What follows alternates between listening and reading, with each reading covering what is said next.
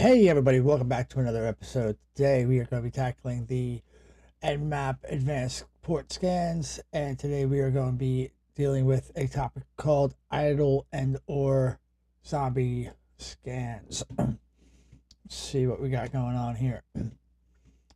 It looks as though this is just going to be another talking episode because there's really not much. All right, well, we might actually have to do some fun stuff to this, but we're just going to go ahead and read right through it, and I will walk you through what a zombie scan is and when and why to use it, if ever. Spoofing the source IP could be a great approach by scanning stealthy. However, spoofing will only work in specific network setups. It requires you to be in position where you can monitor traffic. We talked about that before, where it has to be a man in the middle or on-path attack, or on the same subnet. Considering these limitations, spoofing your IP address can have little use. However, we give an upgrade to an idle scan. The idle scan, or zombie scan, requires an idle system connected to the network that you can use to communicate with. Particularly, hey buddy, Nmap will make each probe appear as though it's coming from an idle/zombie host. Then it will check the indicators whether the idle/zombie host received any response to the spoof profile. And so this can be accomplished by checking the IP identification, IP ID, the IP ID in the value header. You can run the idle scan using Nmap TAC SI, zombie IP, machine IP, where zombie IP is the IP address of the idle host. So, the idle zombie scan requires the following three steps. So it would be triggering the idle host, send the SYN packet, and then trigger the idle machine once again. So you're gonna be, here's the machine IP, the zombie my machine IP. Let's explain it with figures in the figure below. Let's explain figures in the figures below. We have the attacker system probing the idle machine, a multifunction printer. By sending a SYN act, it responds with a REST packet containing the newly incremented PID. So, I don't know why they would put that in there. Look at how awful this is to try to read.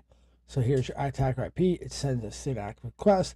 This sends a REST with the PID. So the attacker sends communication with an idle system to find its current, basically IP address. So you're going to send, so that's basically how this works. You're going to send a SYN act to get the response, to get the PWID, the IP ID, and then you're going to send it to the IP machine.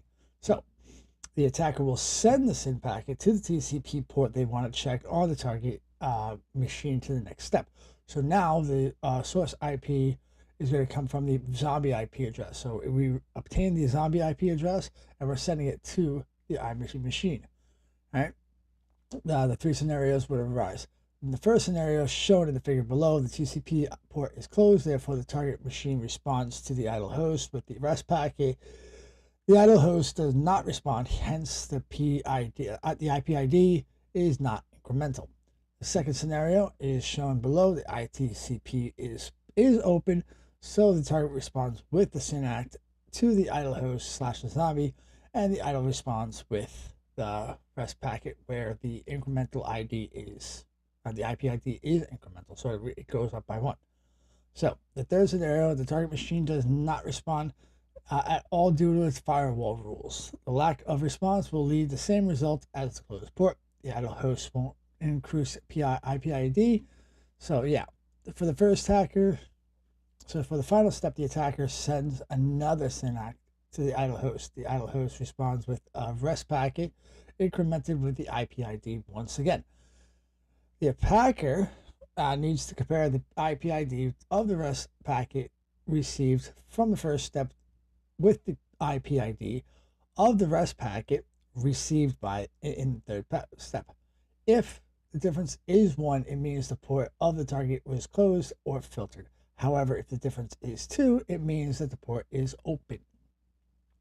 It is worth repeating the scans.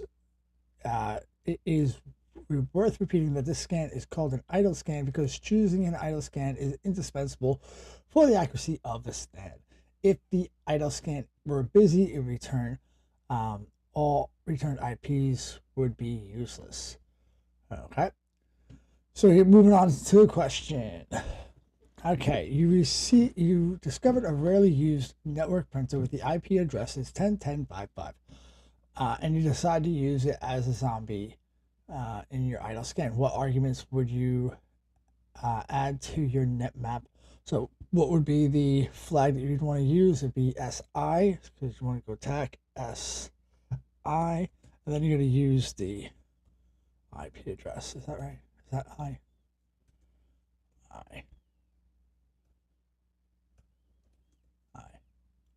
Okay. Something's off here.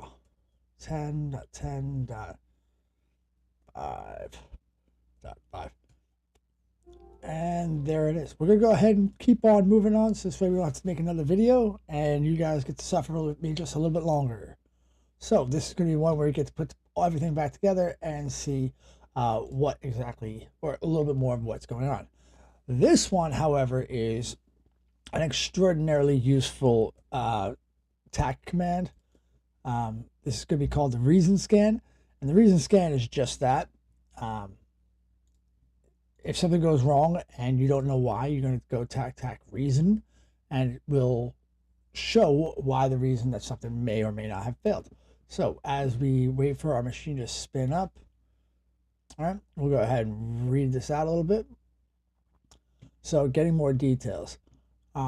Extraordinarily useful because you are going to have scans that fail and you have absolutely no idea why, so you're going to have to figure out on the fly why this thing is not working correctly, and the scan will come back with a reason scan. So you might want to consider adding attack reason if you want Nmap to provide more information detailing the reason and its conclusions.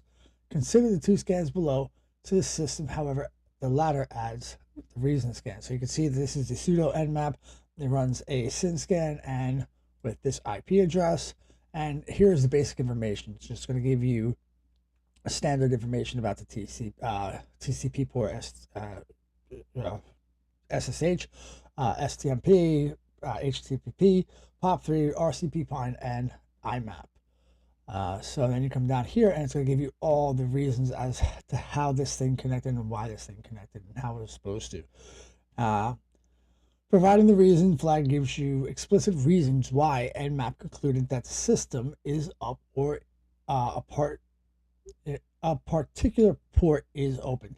In this console above, we can see that the system is considered offline because Nmap received the ARP response. So CTL is 64. On the other hand, we know that SSH port is deemed to be open because Nmap received an Nmap Synact packet back. Okay. For more detailed output, you might want to consider adding V or VV for verbose to add the verbosity, and this will give you a lot more information about it.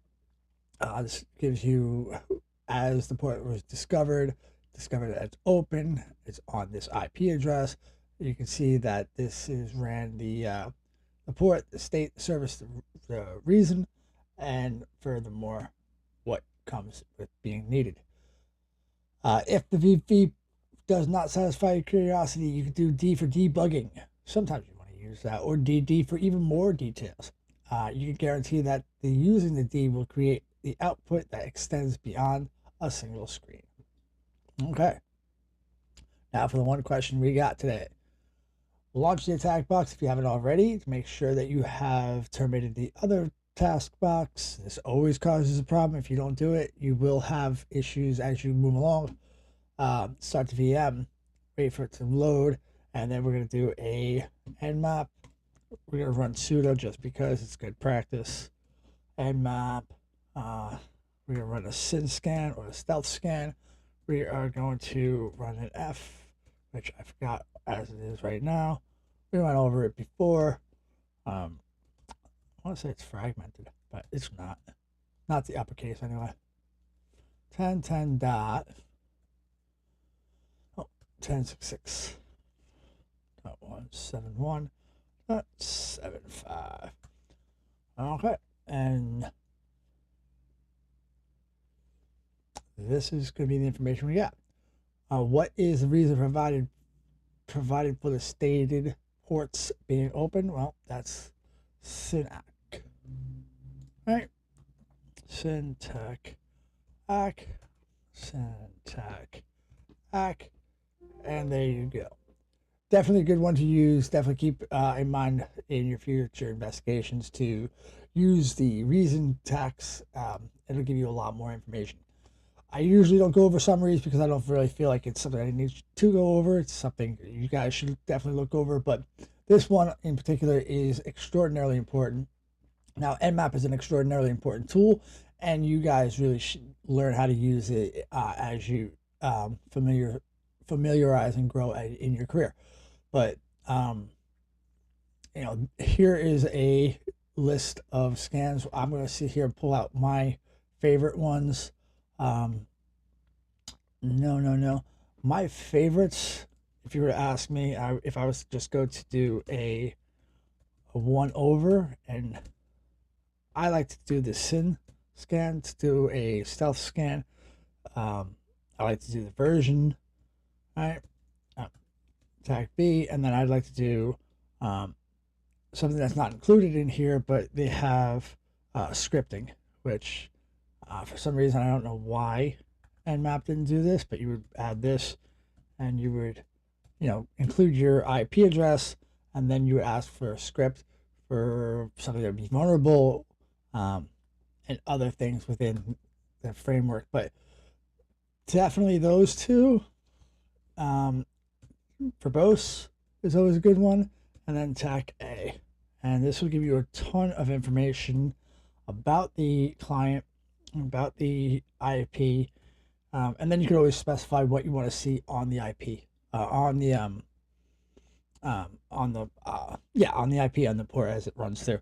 So this is also going to take a long time, only because of the fact that you run the TAC capital A, which is an aggressive scan, so it's going to give you a lot of information as far as trace routing and everything else. But you can see how much more information it pulls up in rather than just using one scan.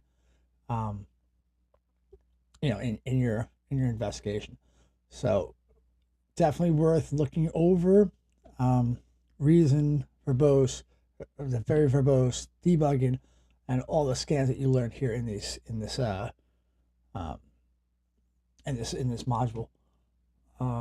Definitely play around with this. Definitely you're gonna be Nmap's gonna be your left hand, so definitely you know, get to use it and, you know, get very, very comfortable with it.